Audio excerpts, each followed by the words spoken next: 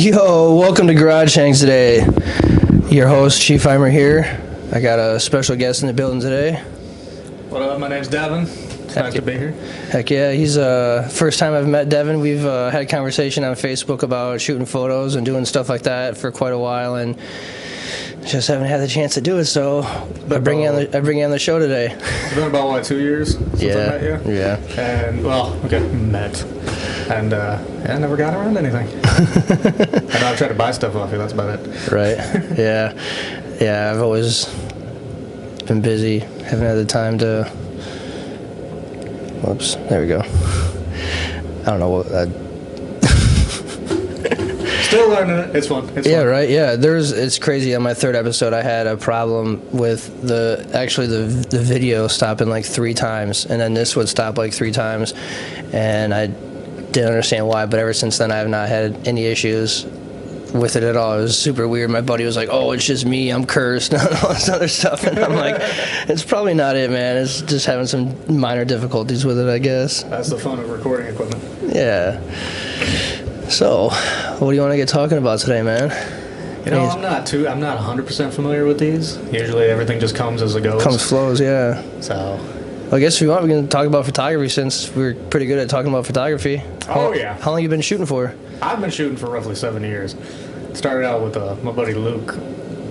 I'm part of a group called WCC for cars in Wisconsin. Yeah. And I was at Lake Mills Cars and Coffee. And when you go there, it's not a whole bunch of Honda Civics and Geo Metros. You got people in GTRs and a couple Lamborghinis. I'm like, it'll be kind of fun to take pictures of those. So I got my phone and I'm sitting here doing this. I'm like, God, these look like crap. So my buddy hands me his camera. He had a Canon 7D Mark II. Oh, I yeah. think it was. Oh, yeah. And he's like, yeah, just point in that direction and it'll do all the work for you. So I'm doing it, I'm pulling it off. I pull out the SD card. He's like, you can keep the SD card and upload it at home. So I go home and compare it from my phone to the camera, and I'm like, all right, going on Google and Amazon, figure out what the hell I want to buy. Then I ended up buying I had a GoPro Hero 3 that I went onto Facebook Marketplace and I talked to somebody who had a Sony A3000 from like 2008 or 2010, whenever the hell it came out. So I went and traded him a GoPro Hero 3 for this camera. Camera was also crap, but I'm like, all right, this is a start. So I'm going to do that as I'm going. I ended up selling the A3000 and buying an A6000 from Best Buy. When I got that, it was winter, car shows were over, I was pissed. So I used that barely at all, and around springtime came, I started, over winter I learned a whole lot more about photography. Yeah. And I'm sitting here like, okay, this is APS-C, I didn't know what the hell a full frame camera was, so I'm looking up on Facebook, I'm like, who's selling just a basic Sony full frame camera? Full frame cameras are like 3 times the damn price of everything else. Yes, they are. But this guy down in Rockford, he had a very used one, the one I've shown you in the pictures. Yeah. He's like, yeah, I use this for concerts. So the low light, here's some shots. He showed me a whole bunch of pictures. They were fantastic. The 6,000 by 4,000 resolution is awesome. So I'm like, okay, well, how much do you want for it? $1,000. Like, you want $1,000 for this camera? He's like, you'll see why once you get down here. So I go down there and I look at it. The camera's beat up. Like, you got marks on it, you got scratches. Nothing wrong with the screen, nothing wrong with the sensor. So I'm like, you know what? I don't care. That's character on the camera. I want this camera. And he's like, okay, cool. $1,000. So I hand him $1,000. He hands me a little bag. It comes with a Sony A7 II full frame. Comes with another $900 lens. A $600 like 24 millimeter lens. And I'm like, yeah, this is way more than it costs. He's like, yeah, but I switched over to Canon, so I don't need them anymore. And I'm like, you just gave me like $3,000 worth of shit for $1,000. That's awesome. I'm not arguing with you. I had it home. That's an awesome deal, man. It was, and it was Awesome especially great when I got it. Got home, uploaded a picture, blank picture up online to see the shutter count. Yeah. This thing didn't even have 20,000 on it. Jeez, and then I'm just like, how did I get that lucky? That was awesome.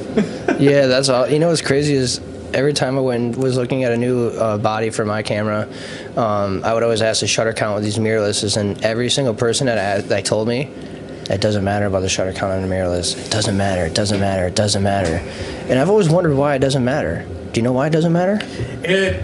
Everybody says it doesn't matter. It's the idea of a mirrorless camera is to have a digital shutter. Right. When we haven't actually got to that point. The new Lumix GH6 has a digital shutter, so it doesn't actually have to flip that down to do anything. Oh, really? There's a setting on it to where it can just take a picture of what's on the screen. It's basically a glorified screenshot. Huh. But on that camera, if you do it that way, you don't get the maximum resolution that the camera can do. Right, right. Anybody that says if you have a mirrorless camera that's before the GH6, shutter count still matters. On DSLRs with the mirror setup, that matters twice as much. Whereas a mirrorless one, they're actually easier to fix if they ever break, because you can just take off the front plate and just swap it all out. It's kind of like computer parts. Just, graphics card blew out. Spend $2,000 on a new one, but it pops right in. That's pretty much all it is. Of course. Shutter count counts all the time. Be careful, though, if you find somebody that's a filmmaker and they've been using like an A7 S2 or an S3 and be like, oh yeah, the shutter count's only 1,200. Why are you listing this for $800? It's got about 200,000 hours of film time on it, so that thing is hot. Yeah, I'm good. I ended up picking up my Sony A7 II for $500 with 5 batteries and a Rode mic with it. Shit. When was that? I think closer to 3 years. 3 years? 3 years ago. But it's used, and now I'm paying the price for the batteries because it's like, if I go, out and shoot in the cold, I gotta turn. As soon as I get a shot, I gotta turn my camera off, turn it back on, because the cold just deems the batteries when they're outside. Like, they'll last like a half hour, 45 minutes. Either they're old batteries, or it's cold out and it's having wear and tear in them. But I really need to get some new batteries, which I found on Amazon. The batteries I have, you can get 3 of them with a 3 holder charger for $35. So I'm thinking about getting like 2 or 3 of those, just have 2 or 3 chargers, spend like $140 on 9 batteries, and just have all brand new batteries. So for $35 is 3 batteries and the charger. Yep, on Amazon. I'm gonna need that link, because we were talking about it before I came over. Fucking incompatibility. It's like, you are a Sony branded battery. And you're not incompatible. Right. It's not like it's like an off-brand battery either. It's like when I plug it into the charger. It's so funny how one of them does. It'll sit there and it will light up the screen, but like when it charges the battery, bar goes up, right? It goes up. This one just stays and doesn't move. It's just like an open battery when the bars don't show, and it's like, but it still charges. It still works. Yeah. But like I said, it's probably a good 8-year-old camera, if plus the batteries. These cameras, even though they're 8 to almost 10, going on 10 years old, these things are still top of the line. Oh yeah, they're still top of the line. I just need different batteries and stuff. Like, it shoots great in low light. The video is good on it. The photo is good on it. Everything's good on it. I like it compared to the Canon. That's why I'm really glad I switched. I mean, I shot Canon for years and got that mirrorless. Saw the megapixels on it and saw everything else that it did, and it's like, dude. One thing I can say is the new R6, the Canon R6. My buddy Mitch's wife has it. $4,000 and I could have one, but for that type of power, I don't do enough for that type of power. Yeah, I really want to put my money. See, I would like to get like another a Sony A7 IV or something, just to have use this for my podcast camera, and then use a A7 V for going out and shooting. But I really want to put my money on that 2-600 either Sony lens. It's a 2-600 millimeter. It's like $1,200 or $1,600. The f4 or the f2.8? I think it's a f4. The f4, okay. Something like that. I can't remember which one it is. It's either f2 or f4, but yeah, it's like $1,600. And I have a 70 by 200 that just doesn't cut it. Like, when I go do shows for my friends, it's like, Is that a Tamron one? It's actually a Canon lens, because I have the Canon adapter on there, the Sigma adapter. Oh yeah. That's why I actually realized it too. The reason why the camera actually is the way it is because it's a crop sensor. The Sony, or the adapter? Not the Sony. Yeah, the adapter is a crop sensor, so it's like this. I just noticed it, and I was like, man, I wonder how you can change the settings on the camera to do that, and then I'm like, oh, I can't because that's how the adapter is. To change the settings on the camera to work with an APS-C? Yeah, like do the different ratio, like the screen and all that, because like when you look on YouTube, it's just like a box, and that's what's behind the lens is just like it's a box. So here, keep talking for a second. I don't think this. Oh no, it did. It didn't look. It just doesn't look focused from here. No, you get it. Sure. I was gonna say, my bad. yeah, the little box. I was actually wondering about that. I just thought that was the style you're going for. Yeah. Which looks pretty good. I mean, everything's pretty sharp and focused. It's just in a 4:3 format. Right. Yeah, there is a mode in the camera to work with an APS-C sensor. Is there? Yeah, I can show you when we get done here. Or I can show you now. Yeah, you want to put the headphones up and we can. So we messed around with it and. Yeah, what did we figure out?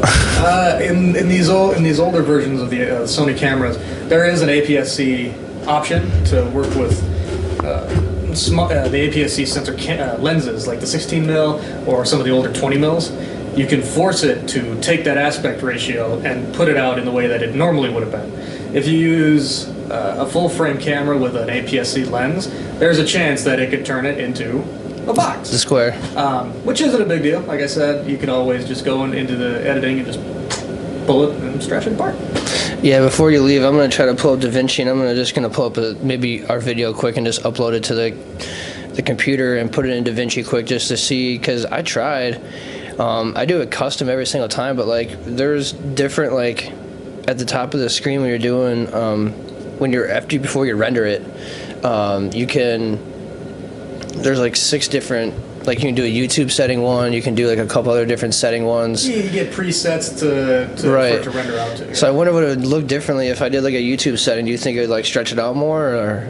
It might. What that'll do is it'll go into the settings itself and it'll put it for the parameters for 1920 by 1080, and it might stretch it out on its own.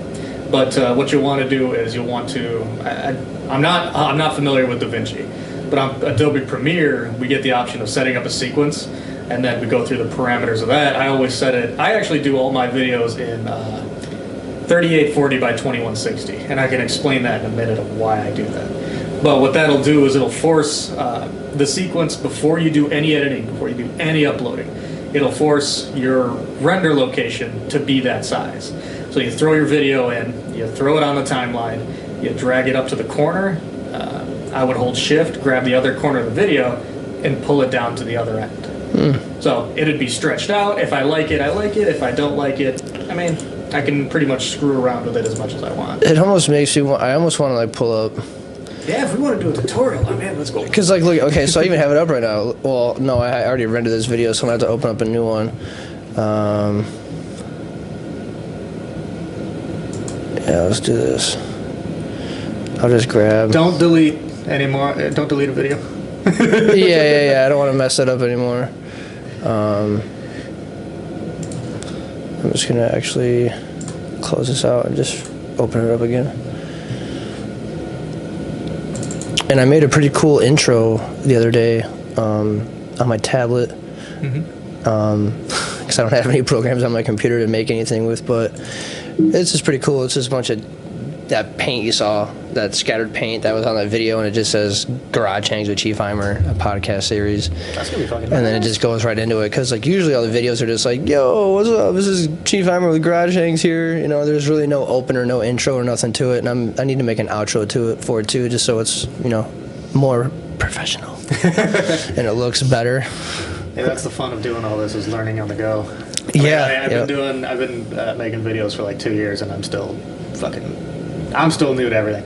So from here, yeah, okay, go ahead and do new project.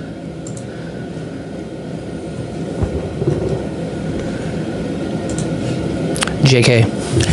Just kidding. So the options I would get are, let's see. Let's grab this video. Yeah, sure. Oh god, that spinning wheel. Yeah, I'm a Windows guy, so I don't see that very often. Yeah, this thing is a 2014 Mac version, and actually, This is the last version. Ooh, that's gonna suck. But yeah, so when you go over here to the render, so here's the sizes and all this stuff. Master, hyperdeck, master. Okay. But then you got like YouTube, 1080p. Okay. But I don't know what all that means. All right, so I got Final Cut. These are just presets. It'll set up everything like the bit rate, the ratio, and everything for that website. So YouTube does better with a 1080p at like a 4,000 kilobit ratio. But what we're trying to focus on is actually making the video fill up the entire 1080p. Yeah. So what we'll want to do is, can you pull that down? Yep. All right. First things first. Can you mute everything? Bottom left. Can you mute this track? There you go. So we don't have that problem. All right. So what you want to do? Click up inside there. Double click your video. Oh, it doesn't let us do that. See, this is where it gets a little out of my... Oh, there we go. All right. But look at though. It won't make the box. No. So go ahead and click one of these sides, and the edge of the 1080p ratio is right here. Yep. So that fills it in, and that'll fill it in on the entire picture. And that'll bring it up to the 16:9 ratio while filming at the full resolution that your camera can do. So this will make it wider. This will make it wider. Yep. So just by pulling... Oh. Yep. The other option... So what? This was normally where it was at then? That's normally where it was at. That's what it's being filmed in. But you're able to pull it to the side and fill in the entire box. So if you go ahead and pull that back in, you see these black bars where they end? Yeah. That's where your resolution maximum is. So that's where the 1080p resolution is. Oh, nice. Well, look at that. I just figured it out in a matter of minutes. Just press the button, man.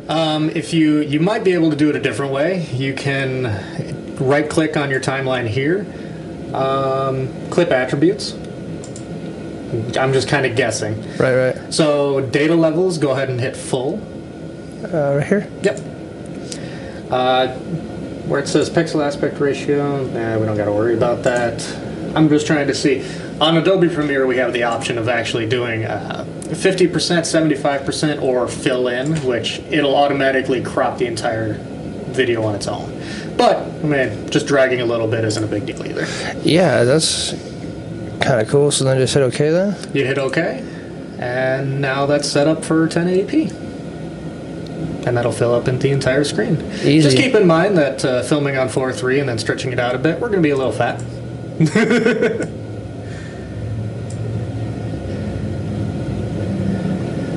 This actually was the first video that me and my friend did without microphones or nothing. I wanted to set up the camera just to see how it was. And we talked for like an hour and some odd change. There you go. Just for the hell of it. But yeah, it was just, this is like the first kind of like episode that me and him, that actually originated from. So that's pretty cool. But yeah, I'm glad I learned something. Thanks for kind of showing me that. Oh yeah. But yeah, it's and then you got on here DaVinci, so then you go over here to color. Check this out. The color correction. Yeah, you just automatically go in there and freaking apply grade, or auto color, and it just does it. Ooh. That is nice. I can't tell you how much of a nightmare I have color grading. But on our cameras we have the option for S-Log 2, which is it's our like version of UHD, ultra high definition. Yeah. And it's not very good. It sucks. Everybody in the camera community agrees S-Log sucks. So I just use Cine 4 and just let it do its thing. Nice. Yeah, I'm not familiar with any of those programs. I had Premiere for a little bit, but didn't spend too much time on it. If you're doing this quite a bit, like every day, it's probably worth the subscription. But if you've already learned DaVinci Resolve, stay away from Premiere. I really haven't even learned it. I've just been just literally doing the bare minimum just to get it up there, just to do it. Because I've learned. I mean, when I opened it up, I just learned. I went through and just did I didn't watch no tutorial, nothing. Like everything that I've done, I've just press buttons and figured it out. Like, oh, I gotta hit the back button. Don't want to do that. Trial and error, man. Trial and error. But yeah, that lens, I actually got that 24x70. I got that from a lady from Chicago that met me in McChesney Park, and I think she sold me that for $450, and it was the only. She was the only one who had it, so I'm the second person to have it. And I'm really glad I got it because it's like a perfect lens for the podcast. Yeah. Perfect. Like my 50's way too small. Like I have an 80 mil, but that's not gonna do it. And then I have to push that bitch all the way back. Oh right? Yeah, I'd have to yeah.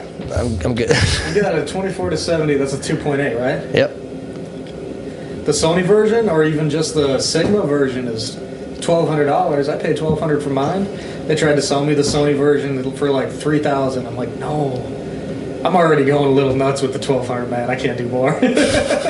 I'm on Marketplace all the time trying to find deals on lenses. Like the A7S II right now on Marketplace, you can find them for $1,000. No shit. Definitely look into those. Those are built for video. So what was it? A7 IIs? A7S II, yeah. S2. Yeah, they're 4K sensors. They're literally like a maximum jump up for video from our cameras. They're not as good as with pictures. Just because that's not what they were designated for. You said Sony A7 S2, so SII. There's one still on the marketplace. I don't know how there's so many on there right now. I've looked over the course of weeks to see if they sell, and they're still going. They're still up there. There's an S2 for $950. Yep, Madison, right? Yep. Yeah, that one's been up there for like a month. There's a one for $850 in Madison too. DeForest, there's one for $1,100. Another one in Madison for $950. And if you look at those brand new, you're gonna have to keep in mind that these aren't gonna have an actual shutter count, just because they're built for video. So you want to ask like an estimated runtime, and then go from there. But $1,000 for one of those is insane because they're still going brand new for $2,500. I mean, even if you walk up to the guy, like the guy in Madison, and be like, "Yo, I got $700 cash." Oh, he'll take it. He'll take it. Exactly. I always, when I go do stuff like that on Marketplace, dude, like, yo, you willing to drive to Edgerton, dude? Like, are you willing to drive here and meet up somewhere? If not, like, hey, you mind taking like $75 to $50 off for me driving there and back? You know, like, most of the time the photographers that I deal with, they're pretty nice people, but most of the time there's some of the times where they're just like, nah, price is firm, and I'm like, that's why I say only in my area, and it's like, I understand you want it in your area of where you live so you don't have to deal with outsiders, but I'm willing to drive. I drove 2.5 hours to go pick up a PS5, dude. Like, I burn 5 hours of my time driving to go pick up a PS5. I will go and pick up something if it's a deal. You gotta join us on our car escapade. Fucking my buddy Dom drove 13 hours one way for a shitbox BMW. Oh jeez. Just for the wheels. He drove it back, got the wheels off, and then junked the fucker. Oh my god. I'm like, why didn't you just drive out there and get the wheels? He's like, well, I basically made what I bought for it for junking it. I'm like, you moron! You could have spent your time a little better. He's a genius. So, what do you like shooting the most, dude, with photos? It's gonna be mostly cars. Lately, it's actually been my overexpensive gun hobby. But no, I get hired quite a bit to do small car events, and I've been dipping into real estate. Real estate is the moneymaker. You always got work. Yep. I've been branching out of the car scene more and more often because, like I said, that's where I started, and that's where I got very, very good. I've pretty much got to the pinnacle of making a car look shiny, brand new off the lot, like it's in Mount Everest. I don't know why I did that with my buddy's Charger. I just put it in Mount Everest. But I wanted to branch out and do other things. One thing I figured out I am not good at is people. I can, on video with color correction, I can kind of get the colors right. Like myself on my streams, yeah, I look kind of orange, but I've got a tan. I've got to make it seem like I touch grass. Touch grass, not snow. People are not my specialty. Cars, if you need a car, if you need pictures of a car blown up on canvas, for websites, dealerships, I've done a couple for those, done inventory. They don't like my pricing. I don't get very much of those anymore. They're like, yeah, we can just do it with our phones. I'm like, okay, I'm not gonna argue with it. That's business. Right. Weddings. I've gotten into weddings. I'm glad I got into that.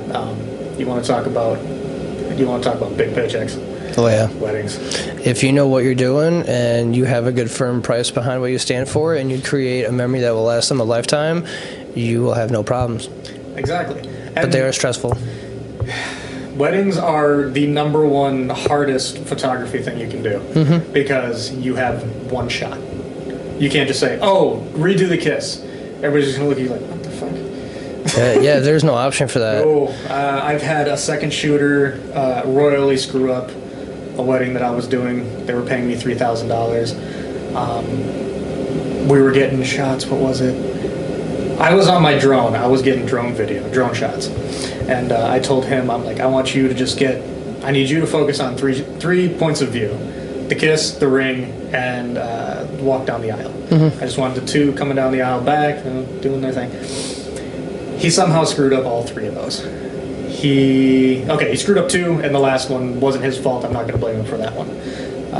The kiss, for some reason, he just wasn't paying attention. He was on his phone. And I don't know. I just kind of ignored it. I'm just like, dude, you just screwed it out of that one. We can redo the kiss, but it has to be in a different setting. It's not something they're going to want to hear. The rings were out of focus. To be fair with him, the camera he was using was mine. I had it on autofocus. If you look on our LCD screens, just as well as I do, it looks sharp as hell on our screens. You blow it up on a computer, and all of a sudden, for some reason, the ring itself is out of focus, but I can see the hair follicle just 2 inches up. So that was that one. The third one was walking down the aisle. Somebody's kid actually ran out, and they got excited and ran into his leg. So he got toppled over, and he's just sitting there trying to do it on the ground. I was like, just stop. So that couple wasn't too happy with that. Oh, I bet not, man. I didn't blame them. They were nice enough. They did want to do redo shots of their own ideas, but I told them, look, I'm not going to charge you an arm and a leg for it.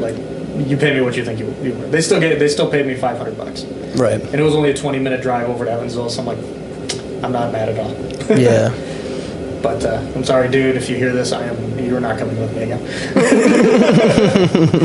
Get you some practice first, and then see what's up. Yeah, what's crazy is there actually really is no practicing for a wedding. Every time, the first one you do, the mistakes you did on the first one, you cannot repeat again. Pretty much on that, you can be shown, you can be told, you can go on YouTube and watch videos on what to get, do this. But the thing is the thing we do, our craft, you can't just be like everybody else. You have to stand out and do something different than everybody else. There's a million photographer weddings out there, wedding photographers. I couldn't even say it right. So many wedding photographers out there that there's something has to be unique about you. Exactly. And when you don't have that and you're just doing that all the time, you're just falling in the same category, I think, as everybody else. But there are people who do like that. I used to do it all the time, but I stopped doing all that just because it wasn't making me happy anymore. It was making me money, but being an artist was not making me happy because I was doing what everybody else wanted me to do. And then you were basically just copy pasting whatever. Pretty much, yeah. I was just trying to get money to get new gear, go on trips if I want to go shoot photos somewhere or something. And after I put my foot down and kind of just stopped doing that, I got a lot more happier in doing more creative art, on my tablet, having something in my head, put it on the paper with the ink or paint or whatever. The podcast, yeah. I do paint and pours too. I write. Well, as soon as I get this new house, eventually, I'll have a music studio in my basement too, because I really want to develop myself as an artist. I can rap, I can make beats, I can do all that, but I really want to explore myself as an artist outside. So I'm just an artist for life. It doesn't matter what kind of style it is. It's just gonna be a whole bunch of different stuff. Yeah, with weddings, it's kind of getting hard to want to do them. Yeah. Because and I'm not trying to poke at anybody who likes the style, but Yeah. the style of the basic bronze, everything bronze in a wedding. Yeah. You know what I'm talking about? Everything's like sepia, orangish. Well, yeah, or everyone wants their wedding like someone else's. Yeah. They never have any true original ideas, and that's another thing that throws me off too. It's like the bride or the groom are like, we want photos like my friend Cassie's wedding. And it's like, I will refuse to do any kind of wedding like that, because if you have no creativity, I can't help you, because I don't want to do something else that someone else did. Yeah. You know what I mean? Like, that's another reason why I stopped doing it. But I think video, if I got more better at video for weddings, I think it'd be a lot more enjoyable, because you're doing a lot more. You're not just depending on those 3 shots. Like, you got B-roll, you got intro, you got outro, you got a couple other different shots. But man, I think it'd be more of a challenge in taking photos, because photos, it's like walking down the aisle. Video, it's just like if you trip once and fall over, what are you gonna do then? What are you gonna do? Reel at the end. Yeah, what are you gonna do then? Coming to that topic, I did do a video wedding with somebody. It was a lot more fun. He took care of the main stuff that we needed, which was, it actually wasn't that bad, because with video you can just cut out parts that don't make sense, and if you end up cutting out too many parts, well, guess what? You have a whole B-roll sequence. Yeah, you got the whole clip still left over Yeah. from before, so you can just go take bits and pieces of it, But the hard part is, I was one of 7 guys on the project, so you have a lot more second shooters, because you're going to need all these angles for this and that. Oh, yeah. The guy paid us graciously. I mean, he was from Lake Geneva, so he had the money. Nice. People out there have money. But yeah, video weddings are a whole lot more fun, a whole lot more creative. One way I've figured out to get myself out of not wanting to do a wedding is I'll do it, and I'll give them 3 sets of edits. So they'll be like, oh, how many pictures do I get? It's like, well, you get, 110 for 1 set. And I'll go through that, do that. I'll go through the same picture for 3 sets, and I'll edit them separately. I'll give the classic bronze. If somebody wants a classic bronze, I'm not going to argue with you. Here you go. I'll put my own spin on one, and then the third one, usually I'll kind of play with what their idea was. And then I'll send them all 3, obviously with watermarks and whatnot. And I'm like, you can pick one of these sets. I can't send you all 3, except for one dude who did want all 3, and that was a big fat paycheck. That's awesome. But I give them options, and they absolutely love it. They're like, I didn't think I'd get an option for edit styles. Yeah. It's like, well, this one picture is your 3 options, and this is pretty much what all of these ones are going to look like, all these ones. So on and so That's forth. a really good idea, man. Like, I had kind of a little, like, package deal. Like, I was there for weddings for, like, 4 hours, or you want me there for the whole day, stuff like that. So, like, a 4-hour wedding, I'd want, like, 500. A full day, I'd do 1,000. And that's just doing photos. I didn't think that was too bad. The No, that's first actually package, very cheap. first package, it's like 80 to 100 full edited photos with a full photo release. So like, if I take 1,000 photos and I edit 120 of them, you get. Had another complication. My battery's dying again. But luckily for this guy, this is the reason why I'm having podcasts, is because he showed me something that it's a battery that plugs into my camera that has a cord to it that plugs into another cord that goes into your outlet to your wall, so the battery never freaking dies. And it's only $25, so now I better start seeing like 3-4 hour podcasts. right. And actually, I gotta turn that heater down. Oh yeah. I'm ahead of myself again, man. Every single time. It's all right. One of these days, I'll just get really good at doing the show, and I won't have any hiccups or anything like that. And I won't have to get up and turn my heater off and turn my heater down because the thing's loud as shit. Whatever, though, it provides a heat in here. I think it's like a good, comfortably 68 in here. Oh yeah, it feels great in here. Yeah. But it also takes 2 hours to heat it up because it's so cold. That is true. So yeah, it's been fun so far, man. Yeah. Talking about photography. Oh, one thing earlier when we were going through the DaVinci settings, Yeah. I did want to explain. So with you have how many followers on YouTube do you have? How many subs? I think like 34. 34. So one thing you should know is with YouTube's whole system setup, if you don't have more, if you're not in the YouTube partner program, which I think is like 1,000 subs and 4,000 hours of your shit, They actually have 3 different types of codecs that they use for video quality. I learned this the hard way because all my videos, for some reason, I even did it on my phone. My phone shoots in 4K, 4K 60. For some reason, they were all pixely and look like shit. Well, if you're on a computer, you go to a YouTube video, you right-click and you hit Stats for Nerds, it brings up all these codexes, stream bit rates, all this shit. If you're not part of a YouTube Partner Program, you will get the absolute bottom dollar codec that they got, which doesn't compress very well, it looks like crap, but your video's up there, it does what it does.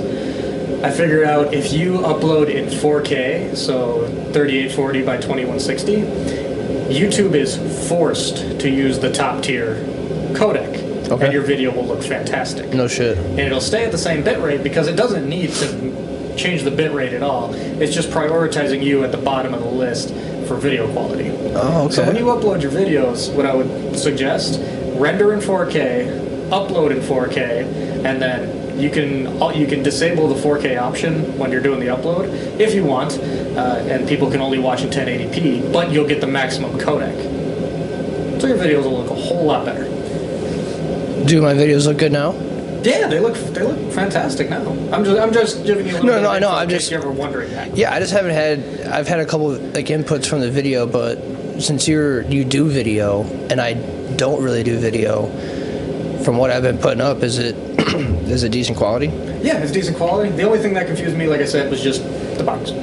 Yeah. I didn't know if that was just your style or if that's all you could record. Initially, that's how I just thought it was, because of the lens. But then I took the lens off, and I'm like, the adapter's doing that. The adapter's doing that now. So if I go buy a Sony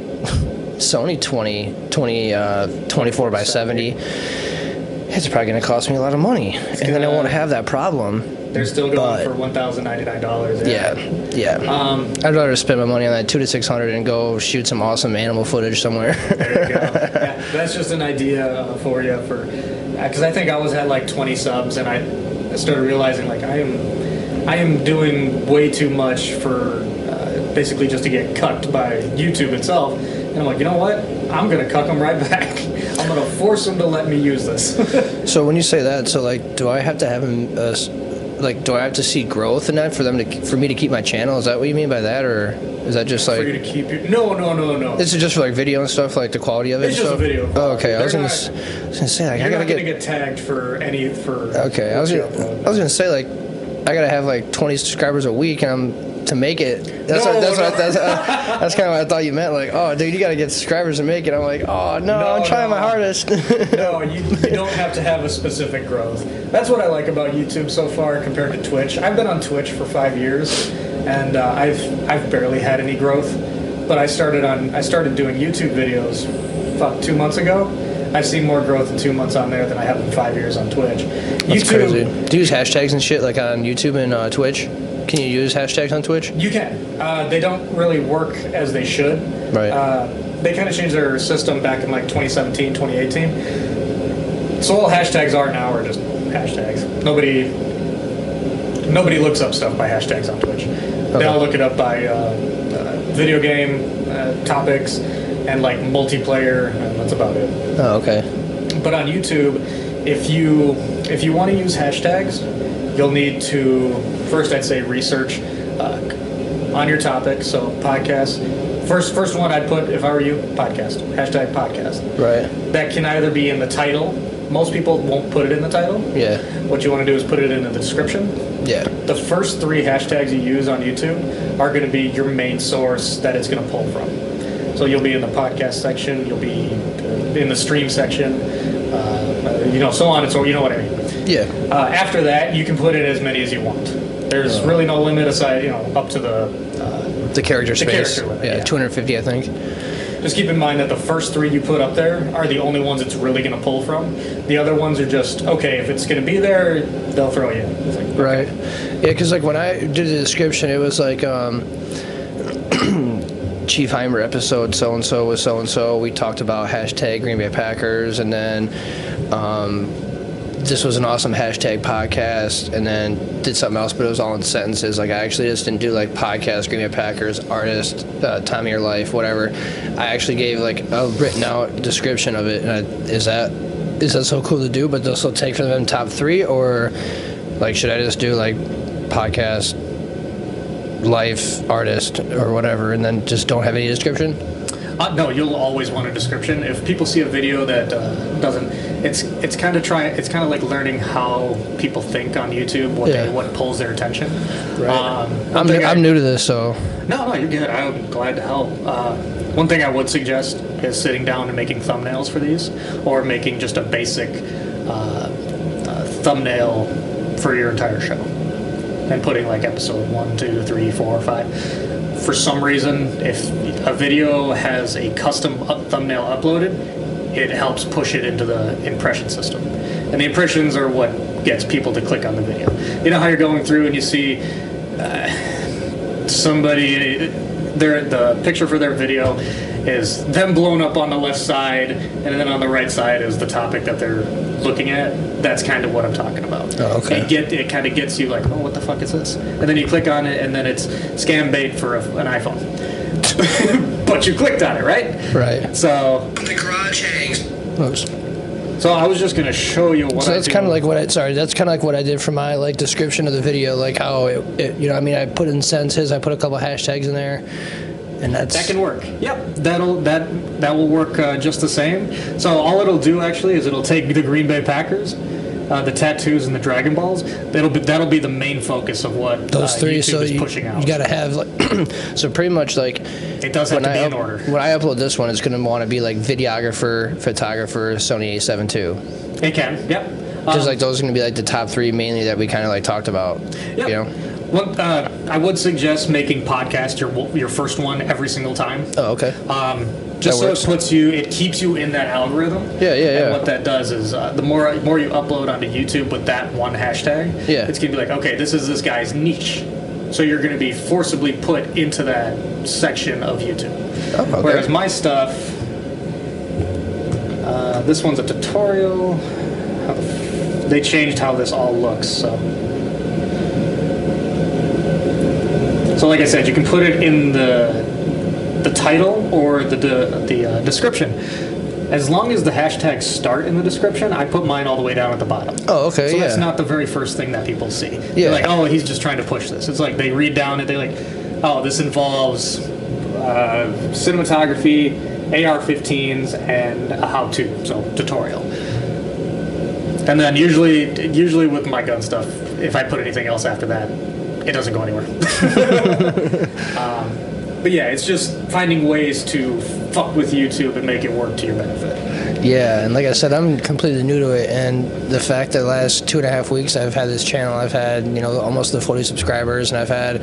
You've grown fast. It's awesome. It's kind of crazy. It's kind of crazy. Like, I just been pushed... You know what crazy is? Like, before the first week was done with for putting Amber and my episode up on YouTube for the first time, we were already at like 150 views. And that wasn't putting it on Facebook, no social media, not telling any of my friends, nothing. And that was pretty crazy. And then 2.5 weeks from now, it's at 260 now. I'm 266. Pretty happy about it. That's fantastic. I have 173 subs, and I think my most viewed video is like 1,082. But that video, I didn't do anything special. I have no idea why I got anywhere. Yeah. Like I uploaded it at 9 o'clock at night.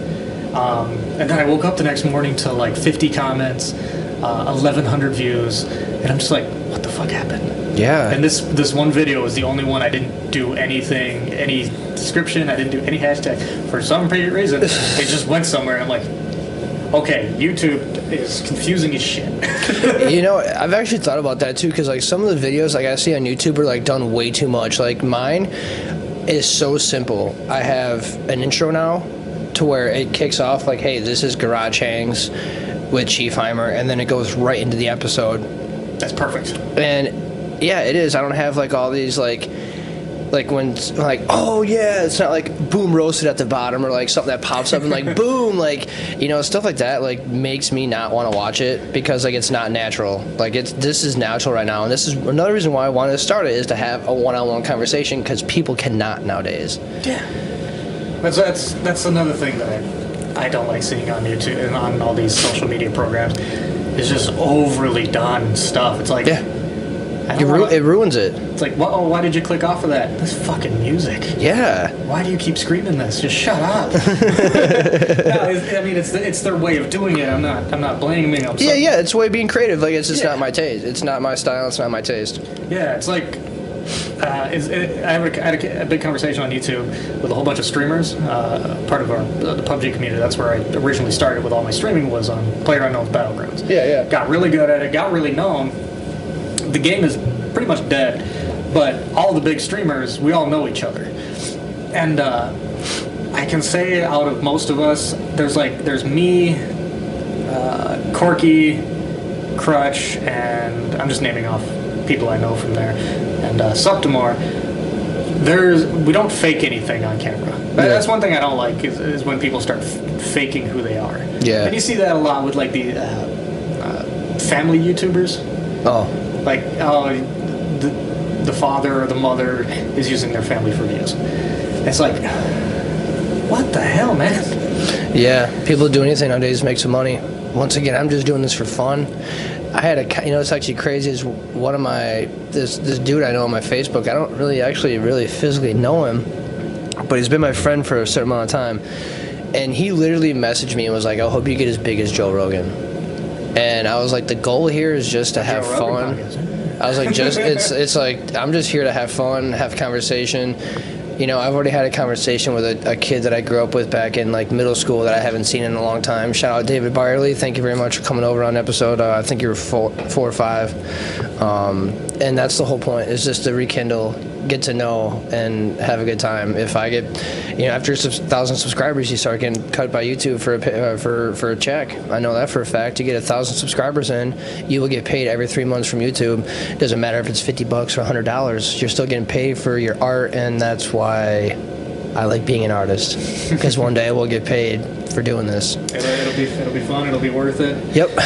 Because this might be the start of it, because it's crazy. Like, my fiance was even bringing it up. She's like, how many people didn't want to jump at your photography, that bailed on you and all this other stuff, but now you got a YouTube channel and they all want to come over and talk to you?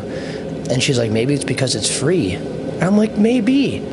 That might be the reason why everyone wants to be on the show, because it's free, or they really want to be on the show with me, to be on the show with me and to have a conversation. But, people who don't want to get photos done by me, it doesn't hurt my feelings any. I don't care. Like, once again, it's not, I've had a lot of people bail on me, but, I just know not to reach out to them. And, I get life happens, but, it really sucks bailing on an artist, man, especially when you've had it shot for, like, planned for a month. There's a big difference of bailing on an artist, in my opinion. There's a difference of something came up, or all of a sudden, you had some reason you couldn't pay for it anymore. Right. I'm not going to blame you for that. What I get severely pissed off about is getting the same message. Can you take these pictures for exposure? No. That's not how that works. And then 99% of the time, they won't even tag your name on it. Yeah, they won't.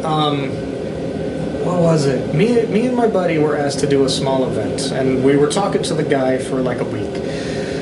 It came down to, we gave him an estimate on how much it's going to cost for our services, for our skill, for our time, for editing, for the pictures. And this guy's like, we were hoping we could just do it and get your name out there. And I'm just like, we just spent a week going over all this, trying to figure this out, setting up plans. Yeah. We're like, we're not doing for exposure. We sent them an estimated bill. It was like $4,000. Right. It was a decent sized event, but he also wasn't the host. So now I'm more tolerable. I just straight up ignored him. I just cut ties. I'm like, I'm not doing it for this guy. I know what he wants. I'm not going to do it. Right. My buddy, on the other hand, he gets very irritated. He's been doing this a lot longer. Yeah. And he really tries to re-enter, like, hey, this is going to cost a certain amount of money. But this is the first time have genuinely seen him get pissed off. Because we're talking to the dude, we're face to face, and the dude just keeps on spewing, oh, you know, I'll put your name out on here, we'll put you on websites, we'll put you on this. And the best thing I've ever fucking heard, and it just sticks in my mind, my buddy's just like, and who the fuck are you? And he just stopped, and I'm just like, okay.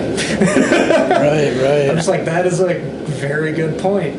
Yeah. So if anybody comes to you and offering you exposure for your photography or your videos, just, you know, for your art, for what you're talented and good at, if their main focus is to put your name on a board, don't take it.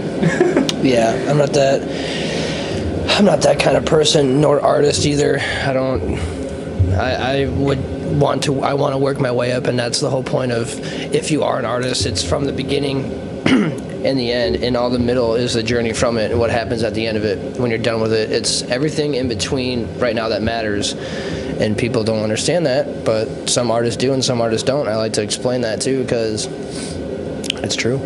Yeah. It's very true. It's when you pick up a microphone and want to be a hip-hop artist or a country star or whatever, the goal is to not be rich. The goal is to not have everything you've wanted, because once you get everything you've wanted, what else is there to do? Do things that you love, to do them to love, and it'll make other people happy in the process. Like, I don't know how much feedback I've gotten from this show. It's insane. Like, even on Facebook alone, people on comments that I don't even know that are just like, you're doing a great job, this is awesome. And it's like, you're doing a very good job. I'm not. Nice. I appreciate it, man. I once me and my fiance move into a bigger house and have a finished garage, it won't be like it is now with this heater going in the background, and it'll be nice and warm in here and stuff like that. And yeah, the heater will be up in the roof. yeah, definitely. It's gonna be like an electric or a gas heater, like up in the corner, to where it's silently on, and it's gonna be temperature controlled too. So, you know, if I have someone come over for an episode, I can crank it up to 75 and let it ride for a few hours, and I won't have cracks, and, you know, it's absorbing air in here, and you know, because even like the garage door, this crack right here goes all the way to the garage door, and it just seeps in air. Oh, just constantly. I have a jacket covering the hole right now, so air doesn't get in there right now. But makes it work. But I really appreciate the comment on telling me I've been doing a good job. I don't even know what I'm doing, but I've been told I'm doing a good job of it. I just keep doing what you don't know what you're doing. Exactly. Yep, exactly. I'm just doing things that I love, man, and but I'm enjoying my time while I'm here and doing it, you know.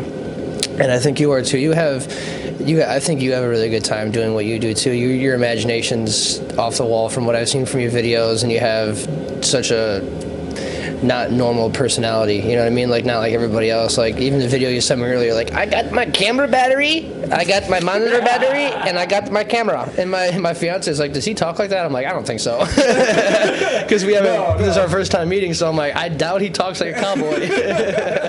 And if he did, oh well. My personality is all sorts of fucked up. That's why when you messaged me, I immediately wanted rules. Yeah. Because I'm like, the way I am can come off as very offensive, very rude. I am extremely sarcastic. I don't try and be an asshole. I just say asshole things. So do I. And I get looked at differently, but I don't care. The way I do it, I don't care. I don't have a care of what people think of me. Yeah. I lost that feeling like 15 years ago. I do what I enjoy. If people don't like it, does it affect them? 99.9% chance, it doesn't. Yeah. So in my mind, fuck them. Yeah. If they want to hate on me for that, I mean, okay. I'm going to do it again. Yeah, right? You can always unfollow me, too. Exactly. You can always unfollow me from social media if you don't like me. Or like my photos, or like my podcasts, or like my thoughts. No one's here for permanency. Like, the door's been shown to many in the last decade for me. I don't have a problem, you know. That's a big deal on Twitch too. I don't know if it's just the community I'm in, but I get so many people coming into my chat just ripping on me, this and that, and I get asked by people who follow me genuinely, and they're like, "Why don't you ban these people?" And I'm like, "Why? I can look to my right and just laugh." Yeah. Like they're coming at me angry. Like I've already won. Dude, there was a guy that commented on a photo on my photography page. This is crazy. He said, "Quit taking pictures with your camera. I mean, with your phone. You should go get a camera instead." And I said, "I shot this on a Sony A7 II, if you know what that is. If you don't, I can send you a link because you're old as shit. And you're probably shooting on like a Canon T5 or something even older than that as a DSLR." The guy just like went out of his way completely, dude. And it was such a nice picture too. It was like a picture on the river. Janesville River, Rock River. I'll have to look it up. And it looked, there's nothing wrong with it, dude. Like, there's absolutely nothing wrong with it. It's a great photo. And then it's he what like, you liked, right? yeah, and that's pretty much, that's the whole point of it, is what I want to shoot and what I like to shoot. Mm-hmm. And there's just these haters that go and message, like, they go out of their way just to say, dude, that photo was shot on a phone. It's like, dude, you're so right. You were there with me shooting and everything. Like, I was by myself. Yeah, you might as well have been looking through the viewfinder and said you shot it. Goof ass. It's how some people are. And you just gotta take it with a grain of salt and just be like, yeah, okay, cool. Yeah, I usually just delete their comments and block them so they can't ever see my stuff again. Because they're not worthy to see my shit if they're gonna do stupid stuff like that, you know? See, that's the way I look at it, because I don't have time to put up with it. That's true. I really don't. I don't do that. I'm probably a little more sadistic about it, because with my community on Twitch, and I've made this a staple on my community, and this is probably why I haven't gotten anywhere with it. My Twitch is, as I said in my text to you, I do no bars hold. Do what you want. Yeah. But I am not telling these people what to do. I'm not giving them advice on what to do. I'm not telling them how to do it. Yeah. My community knows if somebody comes in and they're nice, you treat them as a friend. You do if you decide to come into my community, like my buddy Mark, he's been following me for like 3 or 4 years on Twitch. Anybody that comes in, if they're nice, everybody in the chat's going to be nice to them. Of course, they're going to be nice. Yeah. If somebody comes in, and I've had this happen a few times, and there's 2 people on my PUBG hit list. I'm not killing anybody. In the video game hit list. In the video game hit list. If I ever see them in game, they are a target. They're dead. Like, I will go for them. I have bypassed other players shooting at me. And I'm like, I know where this fucker is. He's first, and then I'll come to you guys. But if you come into my channel and you're being a dick, you're just immediately a piece of shit. I give my entire community permission to drive you off the internet. Yeah. Because it's not me doing it. It's if they feel like they want to defend me in any reason. I am so glad for that. I'm glad to have friends like that. But you're not safe. There's no safety net in my community there. Yeah. If you're a piece of shit, we're gonna treat you like one. Well, of course, yeah. There's nothing wrong with that. People on the internet suck anyway, dude. For the most part. They just don't have anything better to do besides rat on someone because they're not doing anything. You know, they work that 9 to 5, they wake up, their life's shit, they don't have a boyfriend, girlfriend, husband and wife, kids, and they just scroll the internet and troll and have nothing better to do, I think. That's why I got off of Reddit and 4chan. Yeah. I don't go there anymore. Never got on that stuff. Do not go to 4chan. Reddit's tame. Reddit's tame now. 4chan, nope, 4chan's still a fucking shithole. Yeah, I've heard of it, but I've never actually gone on it. I don't even know what it is. Is it kind of like Reddit? Take Reddit and take every law that you can think of and throw it out the window. There is so much weird shit on 4chan. You got stuff like, you've obviously got porn stuff, you've got dark web shit. Yeah.